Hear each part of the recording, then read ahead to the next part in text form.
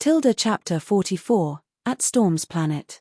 The Legion has made it to the planet, which was storing the storm, a world which is so deep, you could fall off the edge and appear on the other side of the world, full of chunks of artificial land, swirly roads, and clouds thundering with lightning.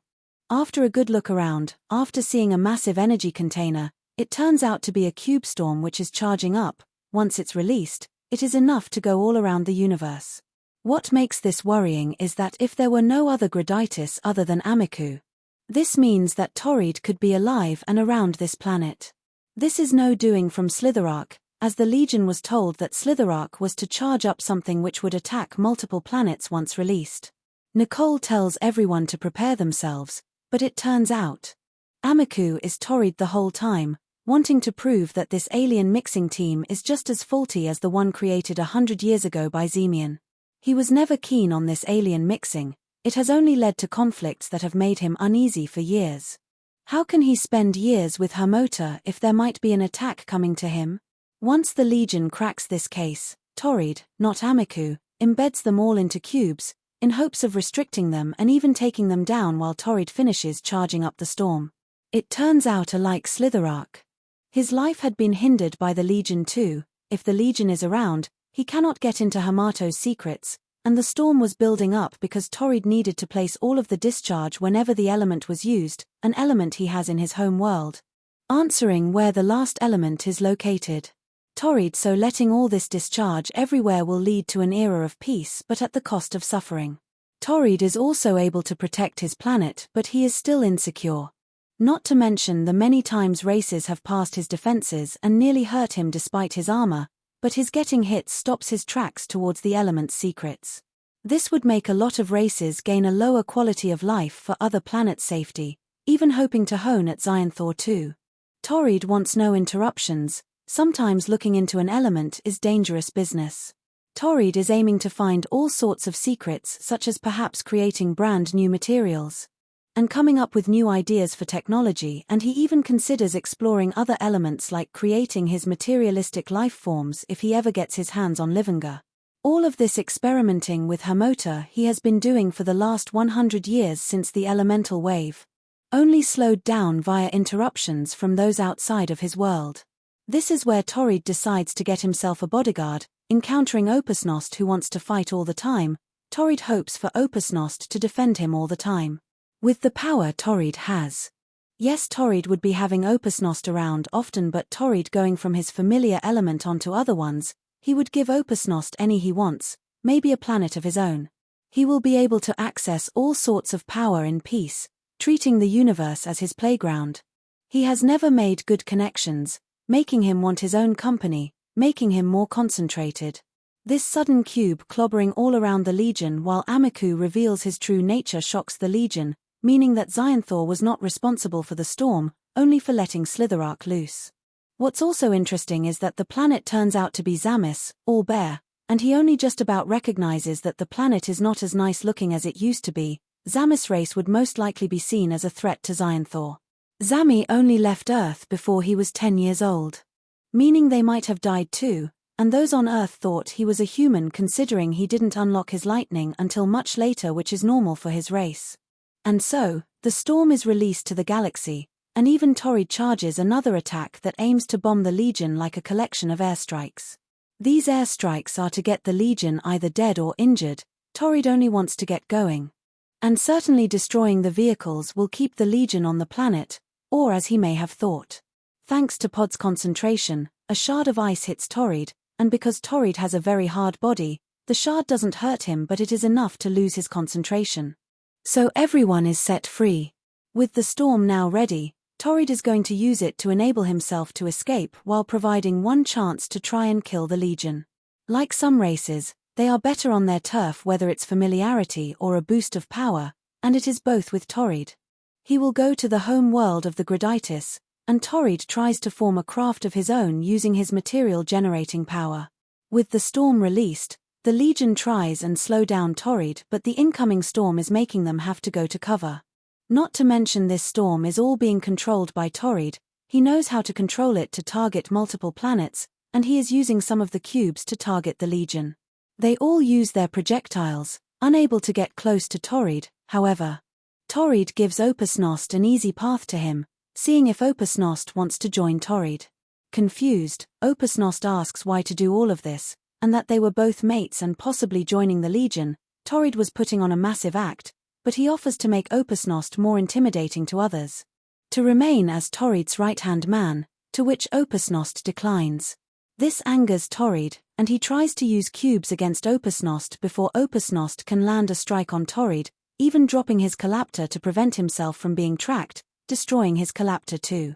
But when Torrid attacks Opusnost, Opusnost thankfully has his temporary invincibility up, being pushed not hurt, and Pod gets hold of Opusnost while defending himself and Opusnost with a chunk of ice from the cube's attack. Nicole also defends herself and Arvin using the riot shield while also trying to fire their projectiles at Torrid. Even Pod tries to use his ice shield and produce fire from it, but Torrid mainly uses his cubes to defend himself from those attacks. Zami is the biggest force of the good guys though. Not only is the lightning going from one cube to the next, but he tries to counter them using his cubes, and he is mainly able to do all of this on his own, but Torrid then puts an extra focus on Zami. Zami has to move to avoid a set of cubes from Torrid, not to mention, Torrid earlier also uses his powers to tear the comet front apart, providing the Legion with no way out of home if they are not dead, but with Torrid creating his craft. A craft which is mainly made up of cubes, but he also creates his spacesuit to counter the effects of space. So he leaves while delivering the final blow towards the Legion, a wave of cubes, more powerful than any tide of water, which completely runs over the whole Legion, even with all of their defenses up. With Zami creating his defense consisting of a ball of cubes around him to counter the incoming tide, a tide which ends this battle. Back to the fight between Dian and Xyanthor. Dian starts to see what the Legion is going through, he calls it quits with Xyanthor and aims to leave the Deepar fortress, leaving Xyanthor bruised, and wondering what to do next. The fight is near the end and even Mollug is about to enter the Deepar fortress after his little trip to try and find clues of the elements. While also keeping track of the number of allies around, which is getting smaller and smaller. Which Mollug is not only sad about but he knows this will also upset Xyanthor. Even Mollug starts to hear noises from within the meeting room, making him run to where it is at. When intruders enter the base or cases when Xyanthor's allies can sometimes fight each other, they never get as destructive as this, crumbling some parts inside the fortress. Dian sadly is losing the fight, he can fly but he is running low on weapon choices. And he is starting to get cracks and dents in many areas of his body. Xyanthor is simply too much for Dian if fighting Xyanthor alone, no wonder Xyanthor has never lost a fight. With Dian nearly losing the fight, he decides to leave the Deepar fortress. And Mollug sees Xyanthor being beaten and Dian leaving. As Xyanthor mainly experienced bruising, he only requires simple first aid from Mollug. Dian mainly flies to find Torrid. Torrid has used his cubes to hide from any recording technology, manipulating any technology to hide well. And Dian does feel guilty for not being more there for the Legion. Dian even contacts Nicole to make sure everyone is okay, and it turns out they all made it, hiding underneath the rubble and all have been injured, with a couple of bruises and cuts. Everyone is gutted. Nicole is sad that she kept a threat, Pod is getting fed up with the Legion and Opusnost feels used. Zami is also sad about his planet, but he sees it as an opportunity to see that he does need to be more independent, seeing that he is the last of his kind.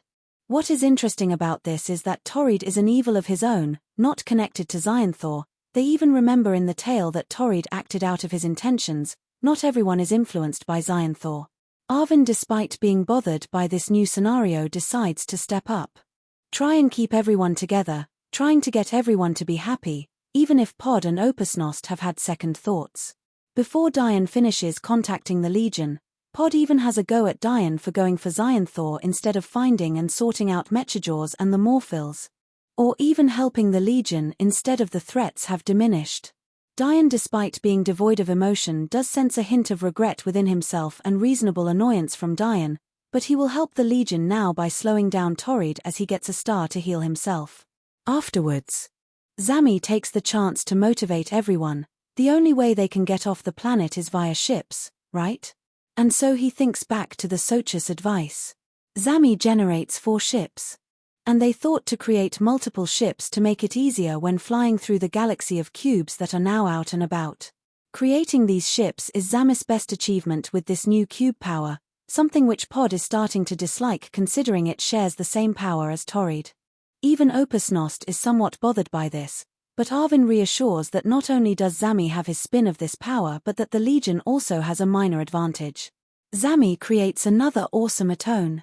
A repaired comet front alongside their own monologue and starburst ring after looking back on their trip in Nahashtu. Zammi is to drive the awesome atone.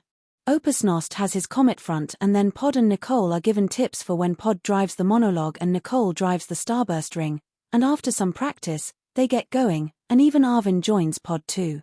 Opus Nost is pleased with how better the comet front is. Zammi adores how similar his vehicle is compared to what he made before. Both Nicole and Pod are nervous to pilot alone, but they are glad Zammi has made the controls very simple and easy to use as they start to get used to the ship very quickly. Not everyone is the keenest with one another. But they need to take this out on Torrid.